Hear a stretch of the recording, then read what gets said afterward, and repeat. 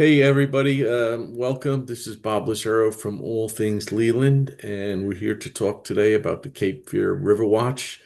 You may not know it, but the Cape Fear River Basin is the largest wholly contained within North Carolina, more than 9,000 square miles, drinking water source for more than 1.5 million people. So making sure that it's clean and kept clean is an important thing that the Cape Fear River Watch is undertaking. And my guest today is Morgan Hooks, who's the Outreach and Engagement Manager for Cape Fear River Watch. So, Morgan, welcome. Thank you for having me. You're welcome. Maybe we could talk a little bit about the history of Cape Fear River Watch, then talk about its pillars: education, advocacy, action, and the Waterkeepers Alliance, plus opportunities for people who may want to volunteer. So, how about a little about the history? Absolutely. So we are a 501(c)(3) nonprofit organization, and we've been around since 1993, so more than 30 years now. And at the time, our founders envisioned sort of this permanent nonprofit organization that was publicly available, open to everybody, and just focused on improving the preservation, beauty, health, and just the specialness of the Cape Fear River Basin. And that's exactly what we're continuing to do. Our Mhm. mission is to protect and improve the water quality of the Cape Fear River Basin for all people. And we do that through, the pillars, education, advocacy, and action. Um, and that's kind of, we're pretty true to our mission. We've been doing Sure. it for more than 30 years now, trying to honor that vision that they first set as much as possible. And Mhm. I think we're still chugging along. Well, it's important work. So let's talk about the first one, education. I mean, how does that work? Does it involve children, etc.? Yes, absolutely. So normally, we actually are down an education manager right now, but normally we have an education manager, and one of our things that we're kind of most known for is our summer camp. We attempt to do a free summer camp every single year to really just get children from all communities, even, marginalized communities, low income households out into the Cape Fear River Basin and just experience it and understand Mm-hmm. why it's worth protecting. And education is the first pillar of our mission because it's really difficult for us to ask someone to fight for the Cape Fear River with us if they don't really understand why it's worth fighting for. Hmm. We're we're really fortunate where the Cape Fear River is kind of unavoidable. Anywhere up and down it you go, it's really hard to miss it. Some Hmm. cities that, you can be in the city and not really even know where the river is. And a lot of people, even though they are so close to the river, they've never been on it, they've never really seen it, they don't really understand what it is, why it's important, why it's worth protecting. They don't understand everything wrong with it either. So it's difficult for us to ask people to join this fight for us, with us, if they don't understand why they should be Hmm. doing that. And I think the more people understand about something, the more passionate they become Sure. about it, the more they want to protect it. So education, everything we do starts with education, getting those people involved, getting those people informed. And unfortunately, a lot of the issues happening to the Cape Fear River are very hard to understand. There's a lot of Sure. acronyms, a lot of terms a lot of people don't understand. I think everyone at this point understands what PFAS are, but they don't Hmm. really understand why they're harmful.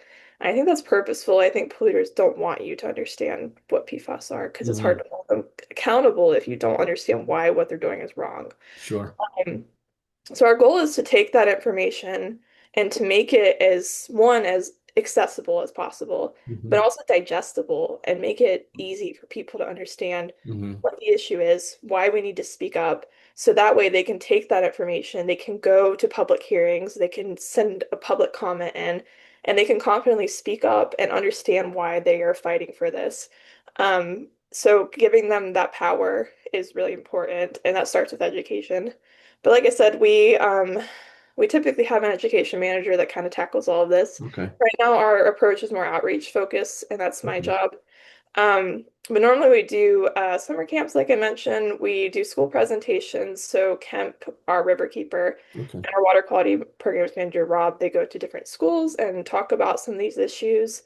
And we try to take that information and make it accessible for all ages. So I can tell someone your age about PFAS, but I also tried to make it where I can tell a 5-year-old about PFAS Sure. and they can understand and they could get it. Um, and in particular with me, I do a lot of community outreach. So I do eco tours. We Hmm. do a free monthly seminar at our office featuring a different guest speaker of a different expertise. And we try to do a lot of free opportunities in Sure. particular. Um, we also do a lot of tabling, and this year my goal actually is to get out further into the basin because, as you said, the basin is 9,000 square miles. It's huge. A lot of stuff happens in Wilmington, unfortunately, and we're based in Wilmington, so I actually have a goal this year to get out more into Sure. like Sampson County and Pender County and Duplin County, and just hear from people up there, like, what are you worried about? What would you like to know more about? How can we better represent you and represent your concerns about the Cape Fear River. So trying to get out to different communities and talking to them is another big part of our education piece. That's important. I mean, I know being in Leland in Brunswick County, PFAS is not only a personal health environmental issue, but a fiscal issue as well. You have a lot of our local water providers spending considerable sums of money Mm, to to construct reverse osmosis mm, water treatment systems to take the PFAS out to the best of their ability mm. because of its impact on human health. So when we talk about action, I mean, what kind of actions has the Cape Fear River Watch been in? There's always something in the news about public hearings, litigation, etc. Yeah, absolutely. So the action component of our mission is focused on our actions that we're taking, but it's also focused on the community's actions. So we give people as much information as possible about things that they physically can do about it. So that's calling your legislatures, that's going to public hearings, that's submitting public comments.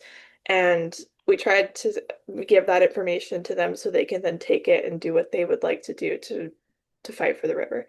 Um, our water quality programs manager, Rob, he does most of our action pieces. And two of the big things that we do is we do water quality monitoring and we do litter reduction efforts. Okay. So we actually have a pretty robust community science program called Creek Watchers, and that is entirely composed of volunteers. We Mhm. have people up in Duplin County, we have people down in Southport, and their goal is just to be the eyes and ears of the creeks in their area. The Cape River has a lot of tributaries and a lot Sure. of creeks of different types of water. We have black water swamps, we have, brackish water, we have estuaries. There's a lot of different concerning bacteria in those waters. And then there's issues with like fecal contamination and sewage spills and things of that nature, algal blooms. So we try to have people kind of covering all of the different areas of the river basin and looking out for harmful bacteria. Hmm. And what we can do with that information is that when we see something concerning, like we see a huge spike in a certain bacteria, the ones we're looking for are Enterococcus and E. coli. We Hmm. can take that information to the state, or we can take that to the city, or different elected officials and people who can kind of focus on legislator and fixing this issue, and we can get those issues fixed. And we've Hmm. had some pretty notable wins. There was an instance that it actually went on for at least a year in Southport where they had huge issues with bacteria and possible like fecal contamination, Hmm. sewage issues, and a creek that had just opened up a huge kayak launch. Hmm. And we were able to take that information to DEQ, who came out, started doing their own testing, and then was able to issue a swim advisory. And Okay. when that happened, those levels started going down. Same thing, we had an issue with an area called Fudge Creek, which is in Porter's Neck. They were having a huge issue with bacteria. Turns out they were having a lot of septic issues in that area. Okay. We put out a huge outreach campaign to all the homeowners. The levels went down. They haven't went back up in 2 years. So that's a huge win, and it's really cool because it's just the community Hmm. doing this. It's just people doing it on their own time. But it's a really important part of our mission. We also do some more formal water quality monitoring. Hmm. We went out to Lock and Dam 1 earlier Okay. this fall and tested our drinking water around that area for 1,4-dioxane and TFA, a couple other big chemicals in the news right now, looking for any pollution in that area that would Okay. make its way down to our drinking water. And we go to different parts of the basin, different counties and test the water there on more formal scales. But our Creek Watchers program is kind of our like more robust Okay. water quality monitoring that we do. And then we also do litter reduction efforts. So we have these really cool things that you might see floating in our creeks. They're called passive litter collection devices or Okay. trash traps. And there's these big grates with floating Hmm. devices, and the idea is that it's preventing litter. It's kind of just stopping litter in its tracks. A lot of litter floats, especially really lightweight litter Yep. like Plastic bags. plastic bags, lots of plastic, styrofoam. Hmm. Um, and that kind of collects that and stops it in its tracks. And then we go out and collect all of that trash regularly and report on it. We report on the different kinds of plastic we're looking at Okay. and have that information available. It's actually, you're able to track it on Okay. ArcGIS. And then we also do a monthly litter cleanup. Okay. And we also sponsor a lot of other litter cleanups that people host themselves. Okay. Um, and that's entirely with just community members coming out and coming to a different watershed and picking up litter with us. Okay. Because, like I said, we have lots of creeks and tributaries, Sure. and that's where it gets into the water. And then if we don't stop it, it makes its way into the river eventually. So with those litter cleanups, we actually removed 7,000 pounds of trash last year. Wow. I mean, So yeah, well, I mean, you see it here. I mean, you have all these little creeks and so on, and the water goes somewhere, right? yeah, And yeah, so, people don't think in of in that. in a previous life, I was involved in an organization. We ran a regional Clean Water Partners campaign, and one of the simplest things you could tell people to do is look, clean up after your dog because of the fecal E. coli Yeah, loadings. Or, when you fertilize your lawn, do it once a year appropriately in the fall yeah. because, nitrogen loading causes algae blooms, etc., Mm, which you can literally control if you follow the rules. So action and advocacy are almost tied together, right? So you give people a hands-on opportunity, plus you also give them the information to write to their local elected officials or their state officials saying, "Hey, look, here's something that we feel strongly about and you can impact." mm. Yeah, Okay. absolutely. Yeah, What and I know that you all are part of a Waterkeeper Alliance. I mean, how does that work? How many folks are involved with that? yeah. So Waterkeeper Alliance is actually a global organization. I do not know if I could confidently say the number, but Okay. it is a global organization. Okay. And it's really wonderful because a lot of people think we're a standalone organization. I actually, before I started working at Cape Fear River Watch, kind of just thought we were it. Okay. But it's really wonderful to think about because if you can think of a river, there odds are there's someone like Kemp Burdett advocating for the river Sure. and advocating for the people there. Waterkeepers Alliance is similar to ours. They protect the water quality for all Okay. people and clean water for all people. Um, they also have like an environmental focus. They focus on the whole environment. Okay. Um, in North Carolina specifically, we're really lucky. We have a very tight-knit group of water keepers across the state, and we work together pretty regularly Okay. to focus on statewide issues, not just affecting us. There are things, the Cape River is the most industrialized river in the state, so we have a lot on our plate, but there are stuff that other water keepers are working on that we actually don't Hmm. have here. But being on the coast, what's happening in the mountains does make its way down here. So Yes. it's important that we're aware of what's going on all across the state and all across the nation as well, because it does eventually make its way down to us. It's all connected. Um, It but is. we I actually, was involved in Northern Virginia with we're the Chesapeake Bay watershed, and that goes yeah, from mid Virginia all the way up into New York, and people can't believe it. And so what happens, what happens in Pennsylvania has an impact on the health of the Chesapeake Bay. So it's the same here too, in many respects. So we talked about trash pickup, education, advocacy.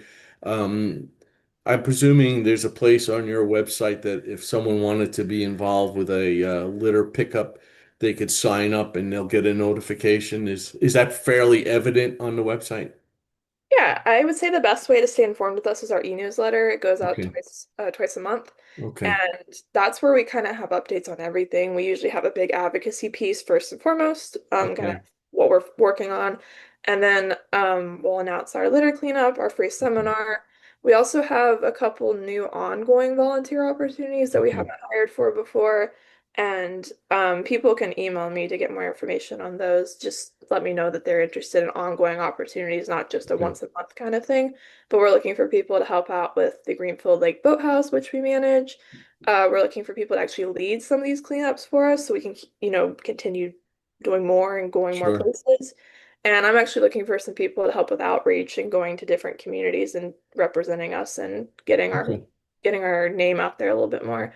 But they can email me for more information on that.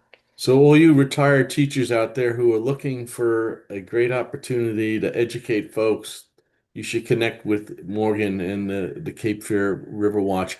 Listen, I want to say thank you for your time. This is really important information. There's a lot of positive activities happening in our region, and your organization and your work is obviously a piece of that. So, thank you so much for your time. Absolutely. You be Thanks for having me. good. You too.